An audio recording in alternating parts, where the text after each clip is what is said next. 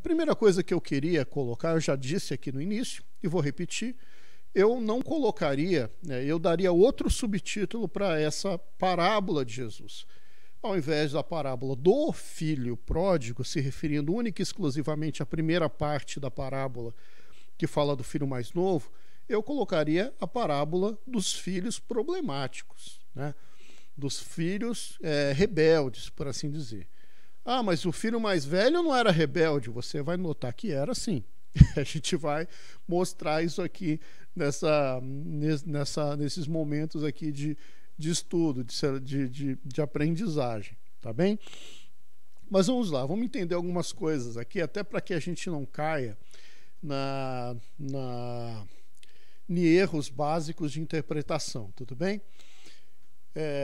Não tem como, gente, você querer interpretar a Bíblia lendo um trechinho apenas e achar que quando você lê aquele trechinho apenas você entendeu.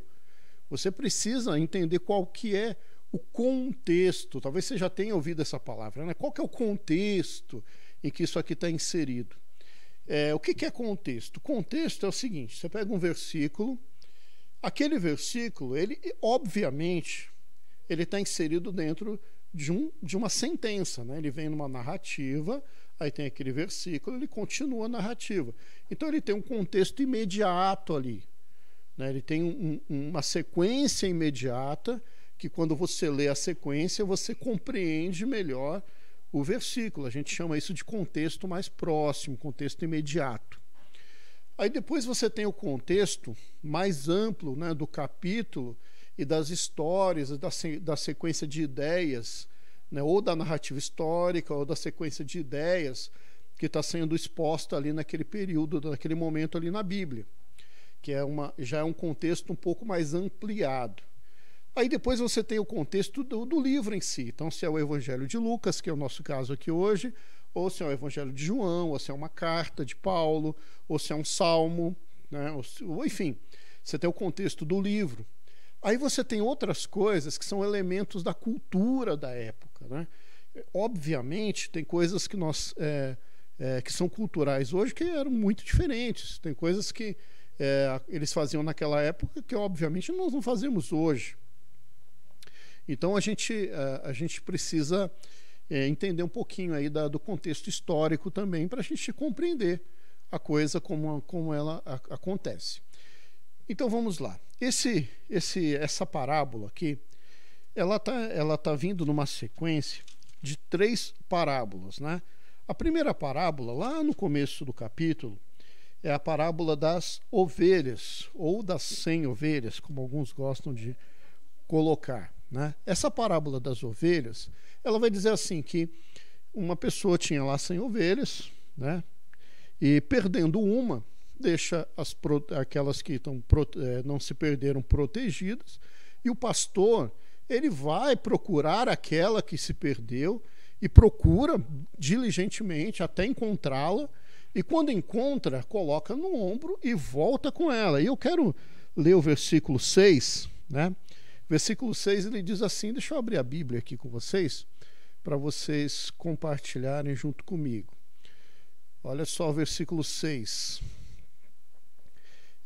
E quando encontra, né, e quando a encontra, coloca alegremente sobre os ombros e vai para casa. Ao chegar, reúne seus amigos e vizinhos e diz: alegrem-se comigo, pois encontrei a minha ovelha perdida. Então, o primeiro ponto aqui interessante é o seguinte, hein? Presta muita atenção. A festa não foi para a ovelha.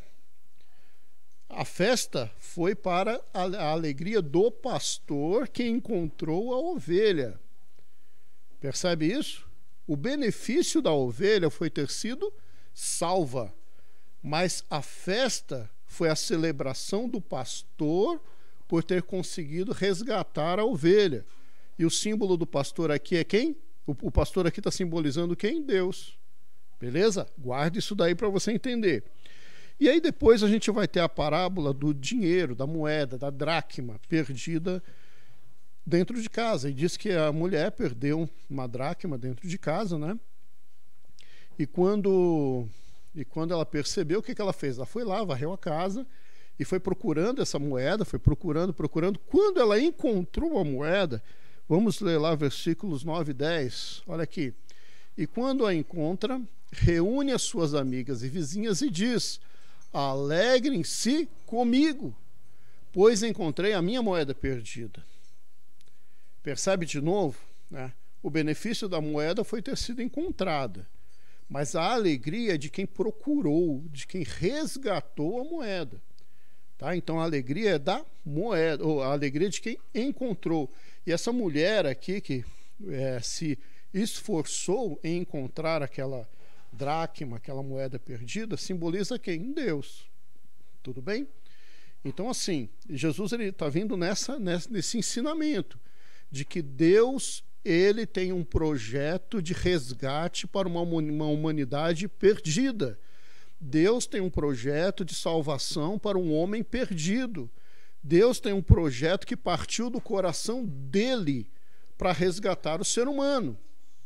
Então, veja qual que é o contexto aqui que nós vamos chegar na parábola do filho pródigo, né?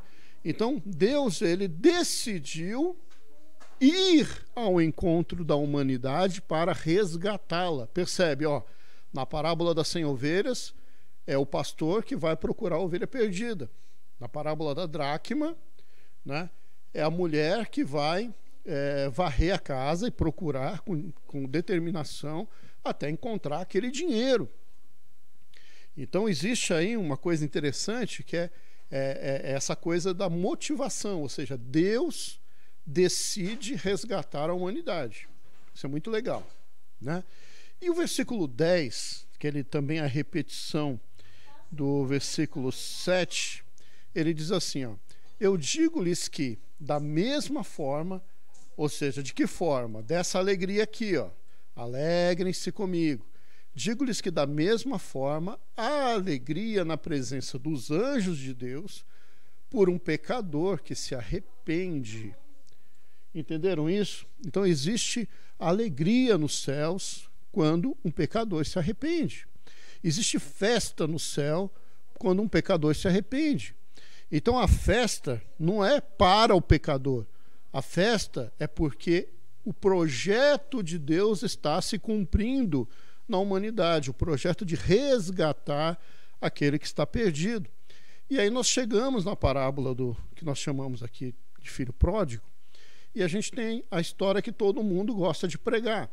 Então, o filho mais novo, eu vou contar aqui rapidamente para você, ele vai lá, chega no pai e fala: pai, eu quero a minha parte da herança. E aquilo era um absurdo para a época, porque era uma ofensa o filho ter coragem, né, de pedir, né, a herança, a parte da herança em vida. Mas o menino vai lá e pede a parte dele da herança em vida, e o pai concede a parte da herança. Aqui caberia até uma discussão sobre a questão do livre-arbítrio, né, que Deus nos permite errar, que Deus nos permite escolher o que é errado. Tá? Caberia até uma discussão aqui.